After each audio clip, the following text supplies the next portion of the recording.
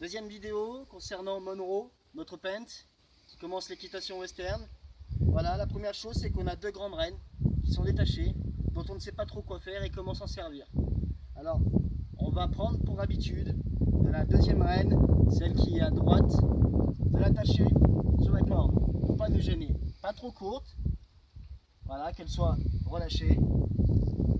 Et on vient faire un premier signe, comme ceci, une petite boucle qu'on pose sur la corne, suivie d'une deuxième boucle identique qu'on pose par-dessus.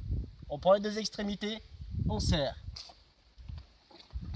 On laisse une longueur suffisamment lâche pour que le cheval puisse nous suivre. À chaque commande où notre cheval doit avancer, il faut absolument qu'on l'exprime par le langage avant de demander de le tirer, de le tracter.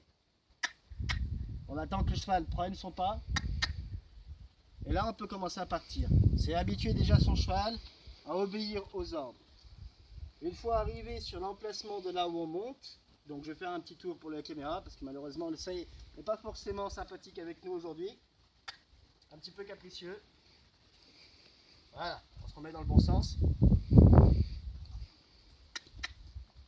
Oh. Voilà. Donc j'ai toujours ma rêne qui m'a servi à emmener mon cheval pour l'endroit où je vais travailler. Je décroche ma rêne extérieure, je la pose sur l'encolure. Et ma deuxième rêne qui elle vient se poser sur l'encolure aussi. À partir de là, je suis presque prêt à monter. Première chose à faire, vérifier le sanglage. Mon cheval a déjà été sanglé car il a commencé à se détendre tout à l'heure. Pour monter en équitation western, on monte en direction des oreilles du cheval. Notre main qui vient tenir des rênes plus ou moins détendues mais pas trop longues, que au cas où vous puissiez prendre le contrôle sur votre cheval.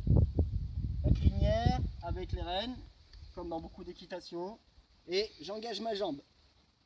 La main sur la corne jusqu'à ce que mon étrier sur mon pied, une fois que j'ai passé le cheval, je puisse mettre mon étrier. Tant que j'ai pas mis l'étrier, il est hors de question que je lâche la corne. Sait-on jamais si c'est un jeune cheval, histoire de ne pas finir au sol bêtement. Donc c'est avec ma main qui a les rênes qui va me tracter sur le cheval.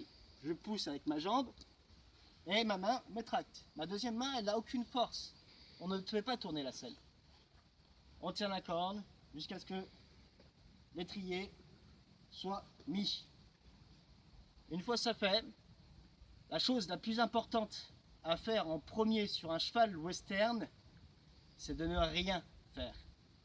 Strictement rien. On attend que le cheval apprenne la patience. On veut par cet effet qu'il soit patient, qu'il attende nos ordres. Si ce n'est pas le cas, un reculé sera le plus demandé. Alors le reculé en équitation western peut être envisagé de deux manières. La première, tension sur les rênes, et on tient tendu jusqu'à ce que le cheval fasse un pas en arrière. Et on relâche au premier pas, afin d'habituer notre cheval à avoir la tête en bas et à reculer gentiment. Je recommence, il a compris.